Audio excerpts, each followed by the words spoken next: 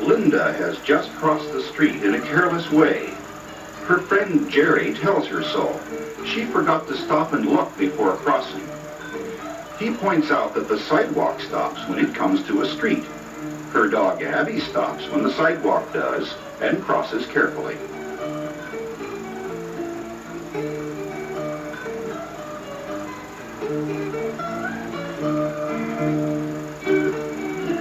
Now it's time for Abby to go back home because dogs must not be on the school grounds. Jerry explains to Linda that she must learn to be careful when she is out by herself, walking along the street. He knows that when you are out on the street, like when you are walking to school in the morning, you must be your own boss. Your parents or other older people are not there to tell you what to do. You must learn that walking around traffic is dangerous.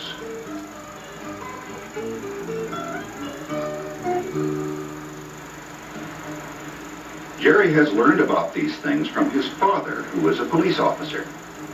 His father helps people learn about traffic rules and safety. He has shown Jerry many things and many places which mean danger for children walking to and from school. Jerry thinks he could help his father by sharing what he has learned with Linda and the other children at school.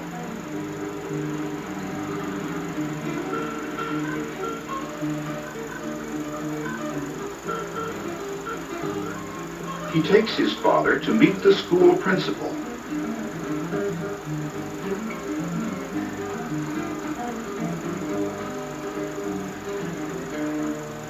The principal thinks that Jerry's idea about helping children at school to learn proper walking safety rules is a good one.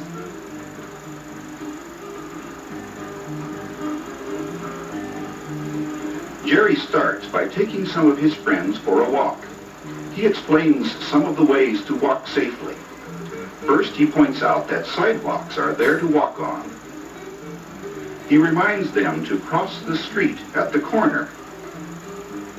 Look carefully and wait for cars. Then walk, don't run.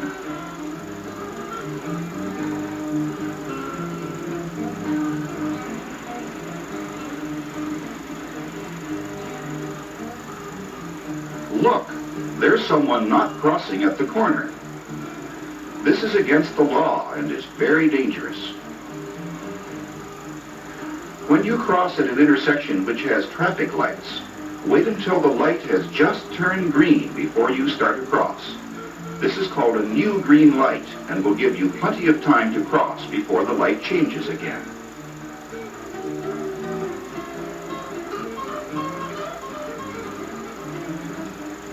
Sometimes you need to walk down a street which has no sidewalks but does have a path. Be sure to use the path.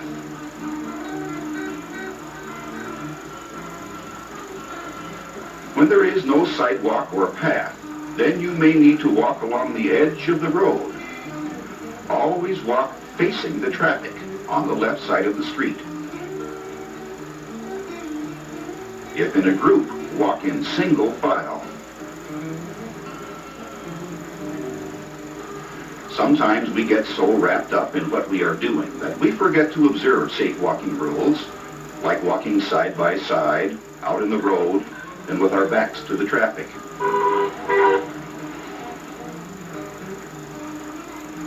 This is dangerous and irritating to others.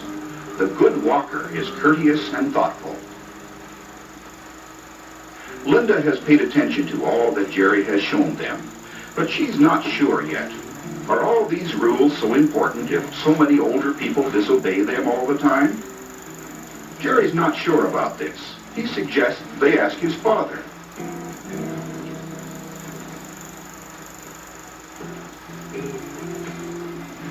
Jerry's father says Linda's question is a good one. He says that many people haven't learned safe walking habits or don't do what they know is right. Linda learns that the important thing is for each person to use good judgment and to make careful decisions.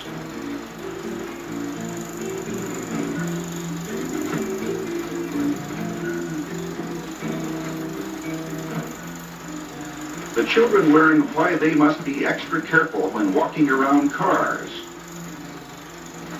When we walk or run, we can stop fast. But cars take much further to stop.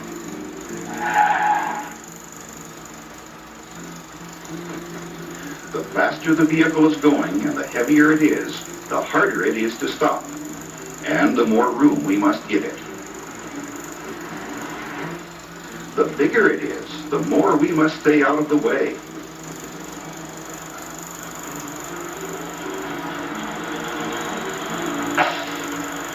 Very large trucks are hard to drive and often need all the room they can get. Another important thing, all cars have blind spots, places where the driver cannot see.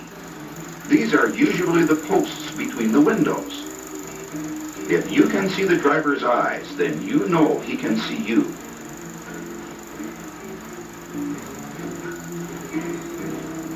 A special danger. Cars and trucks backing out of driveways. We must always be on the lookout for drivers who can't see us, even if we have the right of way. There's a special problem about using paths that we must remember. Frequently, paths are on someone's private property. The streets belong to everyone, but paths on private property belong to the property owner, just like the rest of the yard and the house.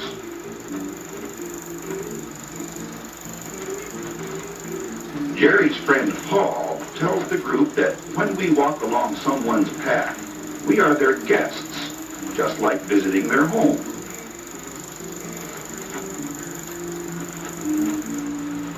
People value their shrubbery and other things along paths.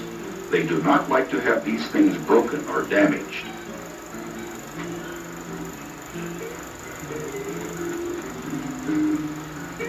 If pedestrians are not thoughtful of the private property they walk on, the property owner may build a fence like this one.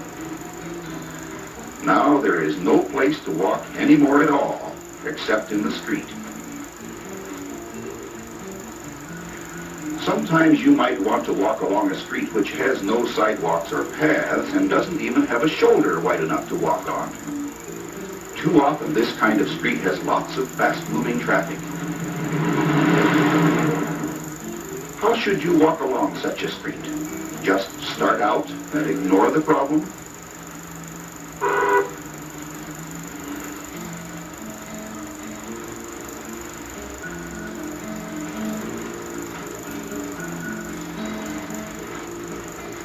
He shouldn't have been on this street at all.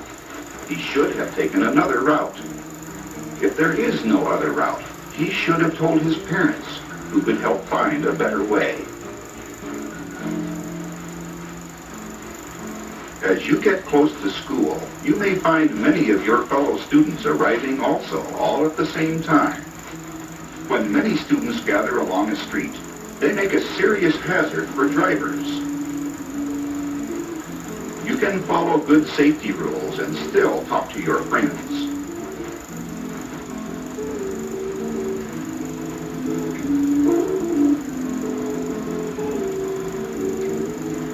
Busy intersections are guarded by safety patrols who have had special training.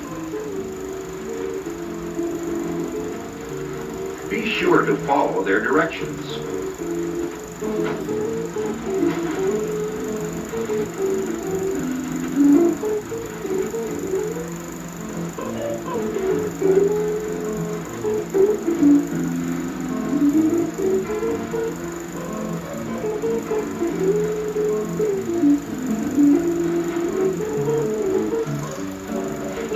Playing in streets is dangerous, even streets that don't go through.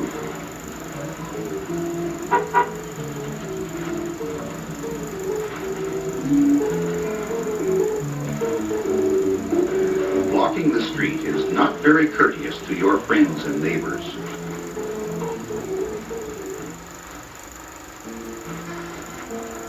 Another hazard is walking in bad weather or at night.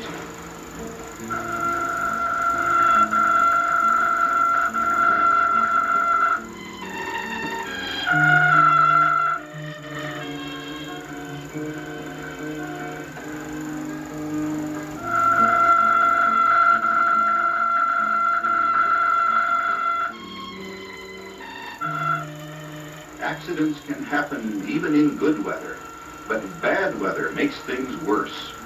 Nobody can see as well, and cars can't stop as well. Transparent umbrellas are best, but none can replace using extra caution in bad weather. At night, even under bright headlights, drivers can't see people walking very well. People in dark clothing can be seen only a short distance away. Light clothing is a little better, but not as good as special strips and patches that reflect the light brightly.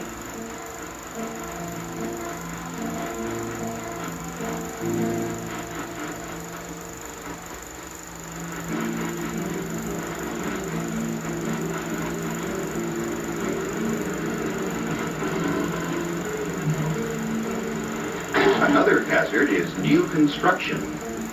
It's fun to watch and may have interesting things to explore. But construction projects are dangerous, even for the workers. For this reason, construction workers don't like children playing around where they work. Jerry's father tells them that the best thing to do is to look briefly, then go on your way.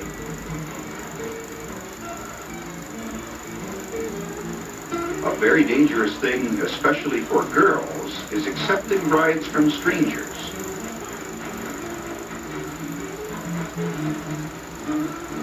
The best rule is to never accept a ride without permission, even from people you think you might know. In fact, it's best not even to talk to strangers.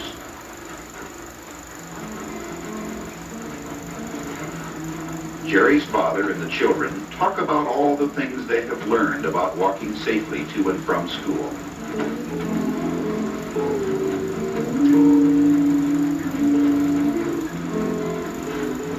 They decide that the next thing to do is to have him speak to a safety assembly, so that all the children at school can share in what Jerry and his friends have learned. Jerry's father reviews all of the important safety rules at the assembly, including knowing traffic signs. He reminds the students that when they are walking to and from school, they must be their own bosses and make careful decisions about how and where to walk. He asks them if they know and follow safe walking rules. Like, do you walk on the sidewalk when there is one? And cross at intersections, looking carefully before crossing, and walk, not run. If there are traffic signals at the intersection, do you cross on a new green light? If there is no sidewalk or path, do you walk facing the oncoming traffic and in single file next to the edge of the pavement? When you walk along a path, do you respect the private possessions you might find there? And stay back from large trucks?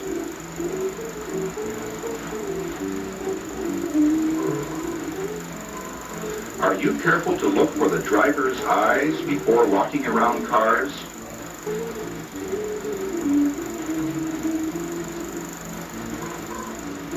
What do you do about streets which simply are not safe to walk along?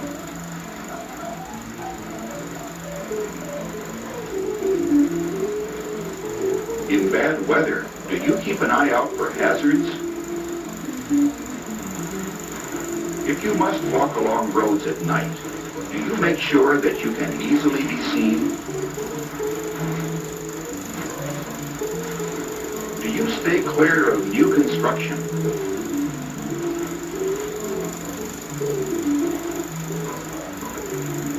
And refuse rides from strangers?